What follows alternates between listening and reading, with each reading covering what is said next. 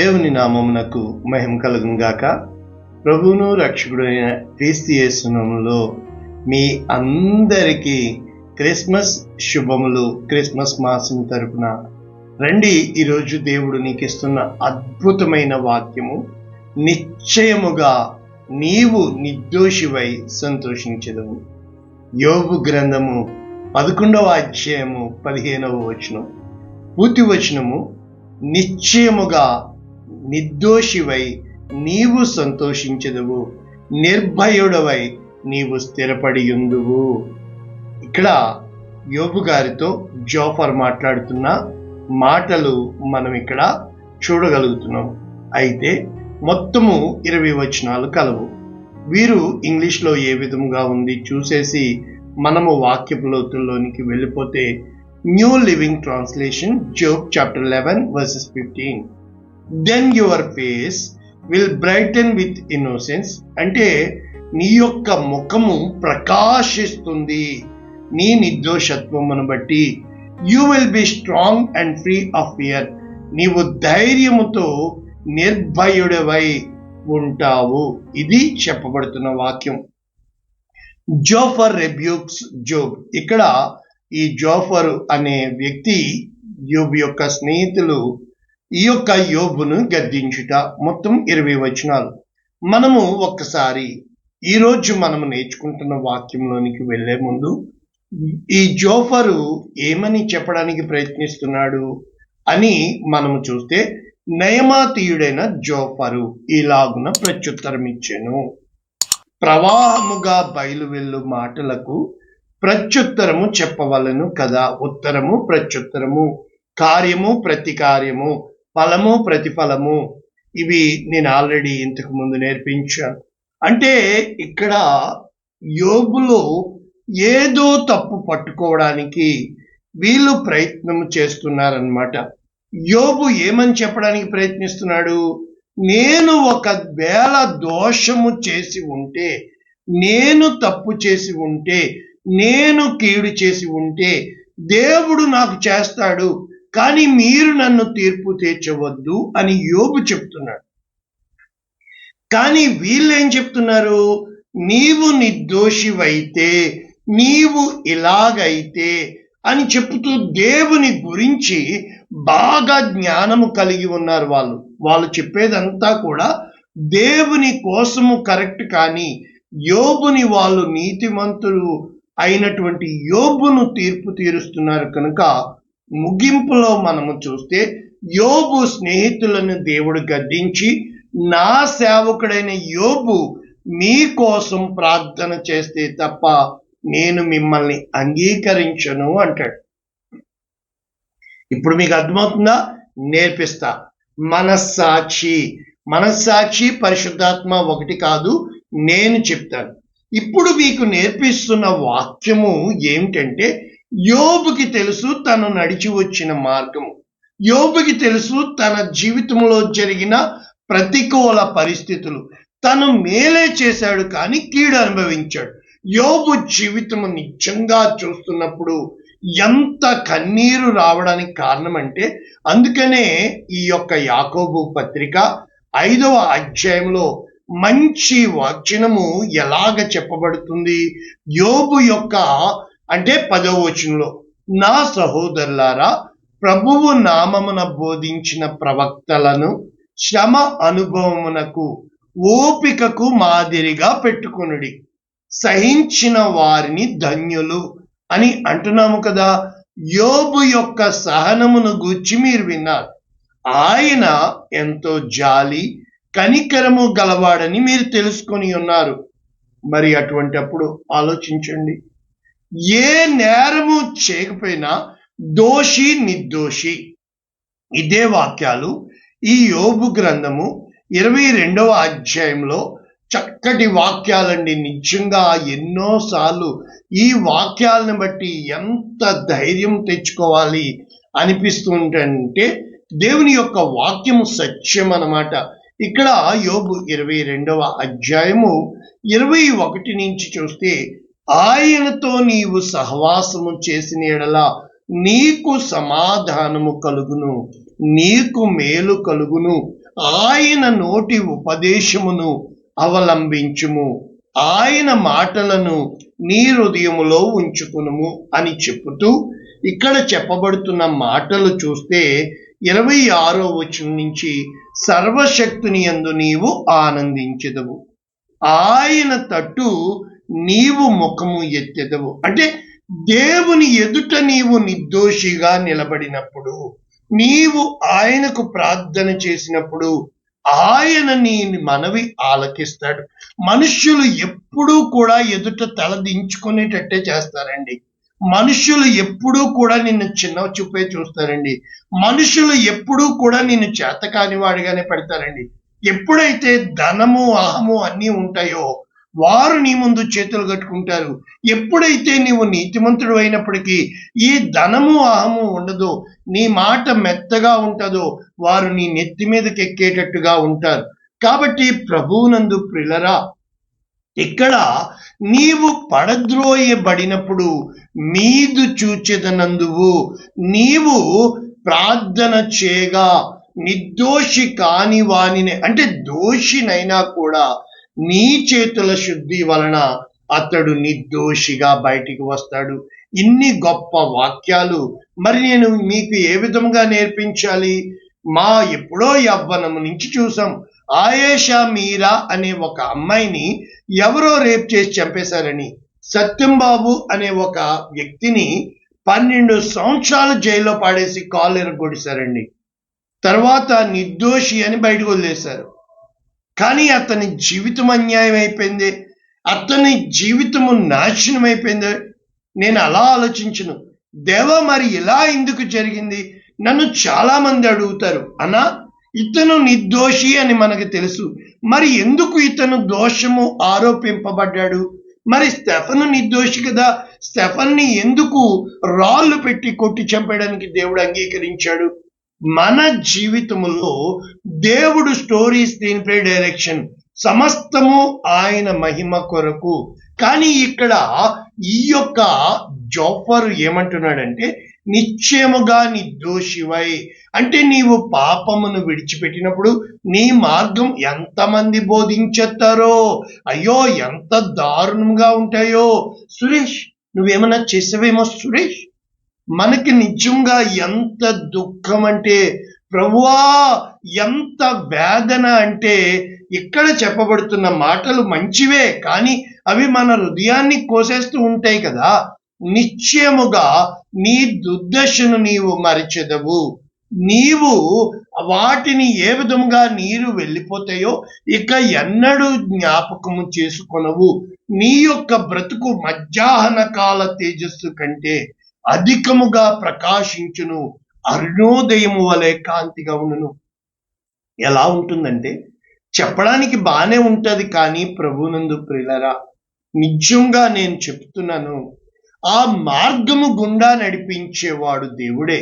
కాబట్టి ఇక్కడ నేను చెప్పాలనుకున్న భావము మిమ్మల్ని ఏ విధముగా తీసుకెళ్తున్నానంటే, కీర్తన 34వ కీర్తనలో ఈ భావాలు కీర్తనాకారుడు రాస్తాడు. ఈ కీర్తన 34 ఎక్కడ రాస్తున్నాడో తెలుసా?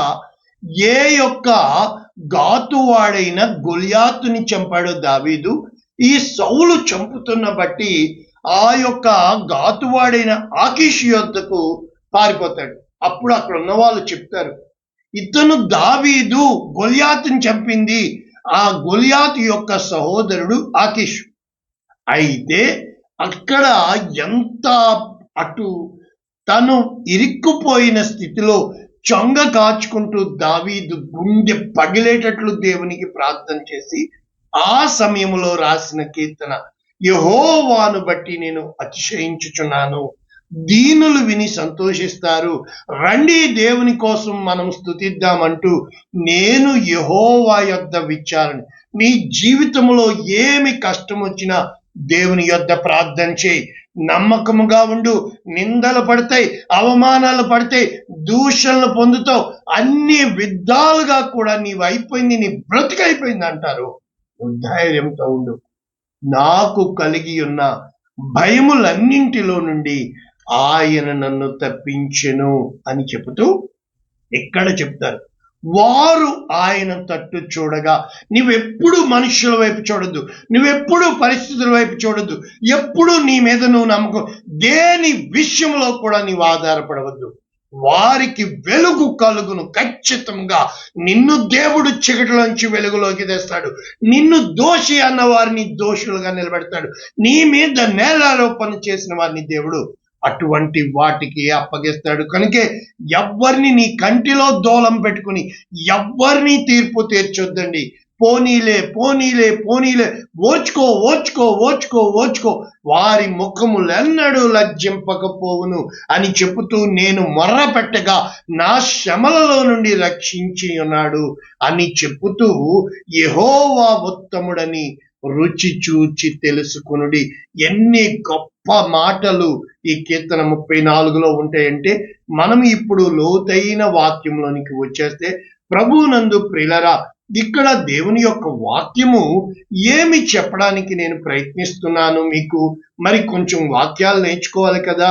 ఇక్కడ వీళ్ళు రాసిన స్టడీ బైబిల్, ఈ గ్రంథకర్తలు ఏమి రాశారు అని మనము చూస్తే, ఈ జోఫస్ స్టేట్మెంట్స్ కానీ ఇక్కడ ఏమని విధంగా ఉంది మనము చూసినప్పుడు, ఆ పాపమును విడిచిపెట్టి నీతి వైపుకు రమ్మని. కానీ యోబు పాపం చేయలా, మనం అందరూ పాపం చేసిన వాళ్ళమే.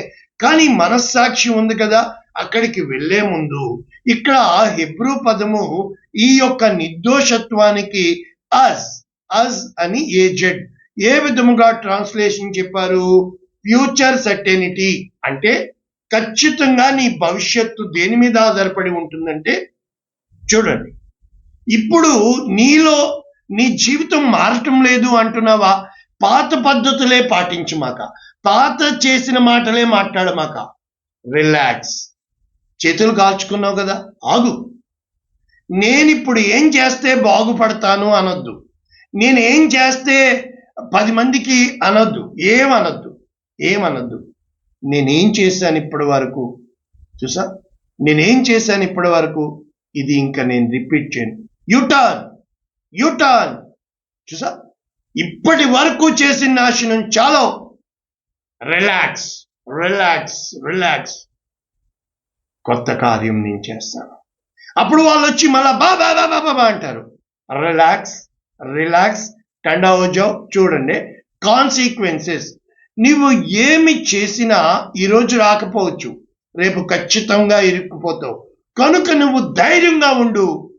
ఏమన్నా చేసావా, దేవుని ముందు రిపెంట్ అవ్వు, మనుష్యుల ముందు ఏ రోజు అవ్వద్దు. ఎందుకు తెలుసా? మనుషులు చాలా చెడ్డవాళ్ళు. అది నీ కొడుకులైనా నీ సొంత వాళ్ళైనా ఎవ్వరన్నా కానివ్వండి, మనిషే. నువ్వే. ఏ రోజునైతే నీవు దేవుని ముందు మొర్ర పెట్టుకుంటావో, దేవుని ముందు సమర్పించుకుంటావో, ఇక్కడ ఫ్యూచర్ సర్టెనిటీ, అప్పుడు ఖచ్చితంగా రేపు నీది అవుతుంది. కాబట్టి ఇక్కడ ఆ రిపెంటెన్స్ అనేది కావచ్చు, లేకపోతే డివైన్ బ్లెస్సింగ్స్ అనేది కావచ్చు, ప్రతిదీ కూడా ఖచ్చితం. చూడండి, దేవుడు క్షమించలేని పాపం అంటూ ఏదీ లేదు. దేవుడు చేయలేని కార్యం అంటూ ఏదీ లేదు. దేవుడు నీకు సమీపముగా ఉన్నాడు. అది నువ్వు పాపము చేసినా, నీవు ప్రజలు అన్న శాపములో ఉన్నా కూడా దేవునికి అసాధ్యమైనది. అంటే లిఫ్టింగ్ అప్ వన్స్ ఫేస్. అంటే పాపం చేసిన వాళ్ళు అయ్యో అనేసిన వాళ్ళు తలెత్తుకొని తిరుగుతూ ఉంటారు. ఎందుకంటే వాళ్ళు చేస్తున్నవన్నీ సక్రమంగా కాదండి. ఖచ్చితముగా ఈరోజు తలదించుకొని కుమిలిపోతున్నావా? కుంగి కుమిలి ఏడుస్తున్నావా? దేవుడు నీ వైపు ఉన్నాడు. అందుకనే ఇక్కడ వారు ఏ వాగ్దానము రాస్తున్నారంటే, బిబ్లికల్లీ రాసే ముందు ఈ షేమ్ని ఏమంటారంటే బుష్ అంటే అర్థం ఏంటంటే, అది ఒక, అంటే నీవు నిస్సహాయత్వం కావచ్చు. నీవు ఏం చేసినా మంచే చేసావు, కానీ నీ కీడు జరిగింది. నువ్వు మేలే చేసావు, కానీ నీ చుట్టూ ఉన్న వాళ్ళందరూ నిన్ను ఆ విధముగా వదిలిపెట్టి పోవడం బట్టి, ఏంటి నా బ్రతుకు ఇలాగైపోయింది, నేను ఎక్కడ తప్పు చేస్తున్నానో కాదు, నేను ఇంకా ఏం చేస్తాను కాదు, ఒక్కటే, నేను దేవుని కృప పొందుకోవాలి అని అంటే ఏమి చెయ్యాలి? ఇది మీకు అర్థమైంది కదా. కనుక ఇప్పుడు నేను నేర్పించే మాటలు యెషయా గ్రంథము 50వ అధ్యాయంలో ఉన్నాయి. ఏమని? 6వ వచనం, నా వీపును కొట్టువారికి అప్పగించి తిని, వెండ్రుకలు పెరికివేయు వారికి నా చెంపలు అప్పగించి తిని, ఉమ్మి వేయు వారికి అవమానపరచు వారికి నా ముఖము దాచుకోలేదు. ఆ విధముగా నడిచి వెళ్ళినా కూడా కలసిరాని కాలం అండి. అంతెందుకు, ఈ 60 సంవత్సరాల కువైట్లో 2020 వచ్చినప్పుడు 2000 దీనార్లు అన్నారు, తర్వాత 800 అన్నారు, 500 అన్నారు, ఇప్పుడు తీసి పాడేస్తారు. మరి ఆ రోజున వెళ్ళిపోయిన వాళ్ళందరూ, మరి ఈ రోజు ఉన్న 60 సంవత్సరాల వాళ్ళు నిజంగా కలసిరాని కాలం. అంటే ఆ రోజు టమాటాలు 100 అవుతాయి, మరుసటి రోజు 10 రూపాయలు అయిపోతాయి. ఎలాగ ఉంటుంది అంటే నిజంగా అదృష్టం ఉందేమో అనిపిస్తూ ఉంటుంది. ప్రభు అయిన యెహోవా నాకు సహాయము చేవాడు కనుక నేను సిగ్గుపడను. నేను సిగ్గుపడనని ఎరిగి నా ముఖమును నీవిలా చేసుకోవాలి. నన్ను నీతిమంతునిగా ఎంచువాడు దేవుడే, నన్ను కోలదేసేవాడు దేవుడే, నన్ను నిలబెట్టేవాడు దేవుడే. ఎప్పుడైతే నువ్వు దేవుని మీద, నేను అడుగుతాను, చాలా మందిని నన్ను నిందలేసేవాడిని, దేవుడు అంటే ఎవరు తెలియదు. ఈ పాస్టర్లు చెప్పే ఉజ్జీవమైన మెసేజ్లు వినేస్తారు, ఒక్క ప్రశ్నకి జవాబు ఉండదు. ఒక్కసారి ఫౌండేషన్, నీకు దేని మీద పునాది కట్టుకుంటున్నావు ఆలోచించు. అందుకని యోహాను రాసిన మొదటి పత్రిక 3వ అధ్యాయము 20వ వచనం నుంచి, ప్రియులారా, మన హృదయము మన యందు దోషారోపణ చేయని ఎడల నేను మీకు నేర్పించేది ఏంటంటే రిగ్రెట్.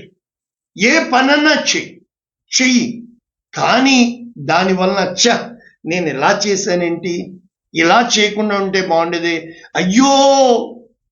నిజంగా నా దగ్గరికి వస్తారండి, అది వాళ్ళు ఇరగొడతారు, కానీ వాళ్ళలో రిపెంటెన్స్ కనబడదు. వాళ్ళు ఇలాగ స్విచ్ ఆన్ చేస్తారు, బమ్ అని పేరిపోద్ది. వాళ్ళు ఆ బాధ కనబడదు. నాకు ఎంత బాధ అనిపిస్తుందో తెలుసా. అలాగే చేత్తో పాడేస్తారు కదా. అన్నం తినడానికి ఎంతసేపు? 10 నిమిషాలు కదా. వండడానికి గంట కదా. పండించడానికి ఎంత కాలం కష్టపడుతున్నాడు కదా. తన్నేయడానికి క్షణం చాలు. ప్రియులారా, మన హృదయము మన యందు దోషారోపణ చేయని ఎడల దేవుని ఎదుట ధైర్యం. నువ్వు వెళ్ళో, దేవుని ముందుకెళ్ళావు, ఆయన్ని కొట్టేకు ఎరగొట్టేకు. ప్రభువా, నీకు తెలియదా ప్రభువా, మనం ఎంతటోళమో, ఊరుకో ప్రభువా, నాకులా మాట్లాడు. మనం ఆయన ఆజ్ఞలు గైకొనుచు ఆయన దృష్టికి ఇష్టమైనవి చేయుచున్నాము కనుక మనము ఏమి అడిగినను ఆయన వలన పొందుకొనుచున్నాము అని చెబుతూ మరి ఇంకా కొన్ని వచనాలు నేర్పిస్తే, హెబ్రీయులకు రాసిన పత్రిక 10వ అధ్యాయం 22వ వచనం, మనస్సాక్షికి కల్మషము తోచకుండునట్లు ప్రోక్షింపబడిన హృదయములు గలవారము నిర్మలమైన ఉదకముతో స్నానము చేసిన వారమై. అంటే అర్థం ఏంటంటే, నీవు ఏమి చేసినా, if you take a decision, take it, but you are the victim. ఆ కాన్సిక్వెన్సెస్ నువ్వు ఫేస్ చేయగలగాలి. ఇప్పుడు నేను ఒక డెసిషన్ తీసుకున్నాను, ఎంతమంది క్లాస్ చెప్తారంటే, come on, I have decided, that's it. అంటే నీకు నీవే బాగయ్యాలన్నా పాడైపోవాలన్నా నువ్వే, ఎవ్వరు చెప్పినా. కాబట్టి మనము నిరీక్షణ విషయమై నమ్మదగిన వాడు వాగ్దానము చేశాడు కనుక నీవు ఏ డెసిషన్ తీసుకున్నావో దాని కొరకు నిర్భరముగా నిలబడ్డమే నిజమైనటువంటి. అందుకని ఇక్కడ వీళ్ళు ఏమని రాస్తున్నారంటే, పేతురు రాసిన మొదటి పత్రిక 3వ అధ్యాయము దేవుని యొక్క వాక్యము 14వ వచనం, మీరు ఒకవేళ నీతి అంటే ఏం చెప్పండి, నీవు నమ్మేదే నీతి. అబ్రహాము దేవుని నమ్మెను, అది అతనికి నీతిగా ఎంచబడింది. నీవు మురిగొడ్డలు, నీకు నేర్పించింది, నువ్వు నమ్మింది, నేను నిజము, ఆ చెప్పుడు మాటలు విన్నావు, నువ్వు తగలెట్టేసుకున్నావు కుటుంబాన్ని, ఇప్పటికీ మారరా అంటే అర్థం చేసుకోండి. నీవు నమ్మింది నీతి అవ్వాలని లేదు, అది నీ స్వనీతి. అంటే కమాన్, రిలాక్స్, ఇది యూట్యూబ్. ఇక్కడ ఏమని చెప్పబడుతుంది వాక్యము, శ్రమ పడినను మీరు ధన్యులే. శ్రమ ఖచ్చితంగా పడాలి, కానీ నువ్వు పట్టుకుంది గట్టిగా పట్టుకోవాలా. వారి బెదిరింపునకు భయపడకుడి, కలవరపడి. ఎన్ని వస్తాయంటే ఈ నా మాటలు విని నువ్వు స్థిరముగా ఉండాలన్నమాట. నీవు ఎంచుకున్న మార్గం కోసం నిర్మలమైన మనస్సాక్షి కలిగిన వారమై మీలో ఉన్న నిరీక్షణ గూర్చి మిమ్మును హేతువు అడుగు ప్రతి వానికి సాత్వికముతో, భయముతో, దీన్ని అపాలజెటిక్స్ అంటారు, అంటే సిద్ధముగా ఉండండి. వారితో తగులాడద్దు, జగడంకెళ్ళద్దు. నేను ఇది నమ్మాను, దీన్ని బట్టి నేను పాడైపోయినా పర్వాలా. అప్పుడు మీరు దేని విషయమై దుర్మార్గులని దూషింపబడుదురో చూసారా. దాని విషయమై క్రీస్తునందున్న మీ సత్ప్రవర్తన మీద అపనింద వేయువారు సిగ్గుపడుదురు. కాబట్టి అంటే ఈరోజు నిందలు, అవమానాలు పడిపోయినాయండి, అలాగైపోయినాయండి అంటారా? కమాన్, నువ్వు చేసావా? అయితే క్షమాపణ పొందు, పశ్చాత్తాపం పొందు. చేయలేదా? నిందించబడ్డావా? అయినా కూడా క్షమాపణ పొందు, పశ్చాత్తాపం పొందు. దేవా, నీవు తప్ప నాకెవ్వరు లేదు. అక్కడ దేవుడు, ఇక్కడ దేవుడు, ఎక్కడ దేవుడు. దేవుడి చేతిలో మన కాలగతులు ఉన్నాయి. ఎందుకు అని అంటే దేవుని యొక్క వాక్యం చెప్తుంది. సంఖ్యాకాండము 6:26 యెహోవా తన సన్నిధి కాంతి నీ మీద ఉదయింపచేసి నీకు సమాధానం. ఖచ్చితంగా దేవుడు నిన్ను విడిపించే దేవుడుగా, రక్షించే దేవుడుగా, దీవించే దేవుడుగా ఉన్నాడు. కాబట్టి ఆ దోషి అని నిజంగా నిందలు వేస్తున్న వారు జాగ్రత్త సుమ. ఎవరిని నువ్వు వేలెత్తి చూపిస్తున్నావో, నువ్వు ఈ స్థానంలో నీతి అనుకుంటున్నావు. సంఘాలకు వచ్చిన వారిని ఎంత దారుణంగా మాట్లాడుతారు తెలుసా? వాళ్ళు ఎందుకు వచ్చారు? పాడైపోయిన స్థితిని బట్టి, అన్యాయం అయిపోయిన జీవితాలను బట్టి. నువ్వు దోషివి అని చెప్పి ఒక బరబ్బాని యేసుప్రభు అనలేదే, విడిచిపెట్టాడే. శిలువ మీద దొంగని యేసుప్రభు విడిచిపెట్టాడు. 38 సంవత్సరాలు పడిపోయిన వాడిని యేసుప్రభు రక్షించాడు. నిజంగా దోషి, నిర్దోషి వాడి మీద ఆ మాట అన్నారు. కేసు కోర్టులో వెళ్ళింది, ఇంకా తీర్పు జరగలా. బోన్లో ఉన్నంత మాత్రం కాదే. నిజంగా మనము ఎంత తొందరపాటు మాటలు అంటామంటే, మీకు తెలుసా, స్టేజ్ మీద ఉన్న 100 మందిలో దేవుడు ఉండడు. ఆ మూలన ఒక్కడు కుమిలి కుమిలి ఏడుస్తున్నాడే, వాడితో దేవుడు ఉంటాడు. పరిగెట్టేస్తున్న లోకంలో ఉండదు. ఆ వెనక నుంచి వచ్చిన ఆ 12 ఏండ్ల రక్తస్రావ రోగం కలిగిన స్త్రీ, ఆయన అంగి అంచు ముట్టుకుంటే నన్ను ఎవరో ముట్టుకున్నారంటాడే, ఆగిపోతాడు యేసు ప్రభు. పేతురు అంటాడుగా, ఇంతమంది జనసమూహం తోసేస్తుంటే ఎవరో ముట్టుకున్నారంటావు ప్రభావం. ఎలా ఉన్నావు నువ్వు? ప్రవాహంలో కొట్టుకుని పోయేటట్టున్నావా? దేవుణ్ణి నిలబెట్టే, దేవుణ్ణి నిలబెట్టే. గుండె పగిలేటట్లేడు, అన్ని ఆపే.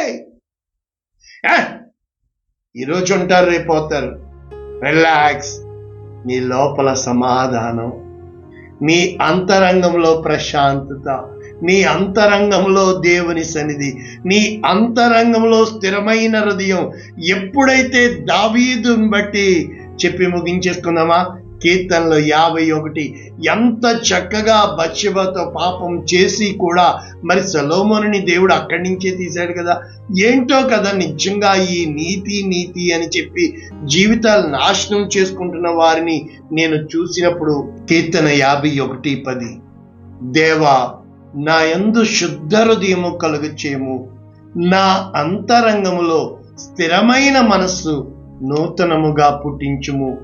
నీ సన్నిధిలో నుండి నన్ను త్రోసివేయకము, నీ పరిశుద్ధాత్మను నా యొద్ద నుండి తీసివేయకము.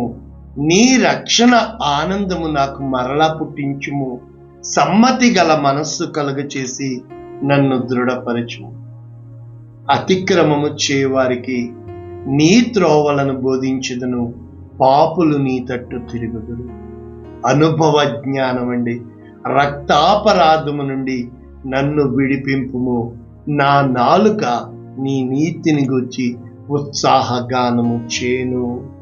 నీవు బలిని కోరువాడు కాదు, కోరిని ఎళ్ళ అర్పించుదును. విరిగి నలిగిన బలులు నీకిష్టమైన స్తుతి యాగములు. వాక్యం అర్థమైంది అనుకుంటాను. విరిగిపోయావా? నలిగిపోయావా? విరిగి నలిగిన ఆత్మతోను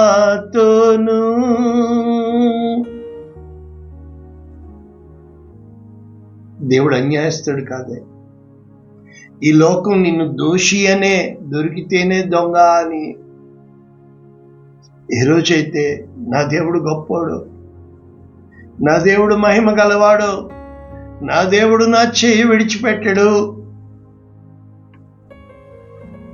నా ఉంది, నా సాక్ష్యం ఉంది, నా జీవితం ఉంది, వాగ్దానం చేసి నన్ను పిలచిన వాడా, చేయి విడువకు ఊపిరాగే వరకు. ఏ రోజన్నా ప్రార్థన చేయనా? పరిశుద్ధుడా, ప్రేమ కలిగిన తండ్రి, జీవితాలు పాడైపోయిన వారి కోసమే యేసు ప్రభువుగా నువ్వు వచ్చావయ్యా, రక్షకునిగా నువ్వు వచ్చావయ్యా. వాక్యం విన్న వీరిని జ్ఞాపకం చేసుకోండి అయ్యా, వీరిని దీవించండి అయ్యా, వీరికి ధైర్యమునివ్వండి అయ్యా. మా అపరాధముల చేత, పాపముల చేత, దోషముల చేత మేము పడి చచ్చిన వారమై ఉంటుండగా మమ్మల్ని బ్రతికించిన దేవా, నీ కృప కలిగిన హస్తాలకి, నీ కనికరం కలిగిన హస్తాలకి, నీ ప్రేమ కలిగిన హస్తాలకి వాక్యమైన ఒక్కొక్కరి జీవితంలో నూతన కార్యం చేయమని యేసునామమున దీవిస్తున్నాము తండ్రి. ఆమేన్. God bless you all. Share చేయండి, లైక్ చేయండి, అనేక మందికి పంపించండి. దేవుడు మిమ్మల్ని దీవించును గాక. ఆమేన్.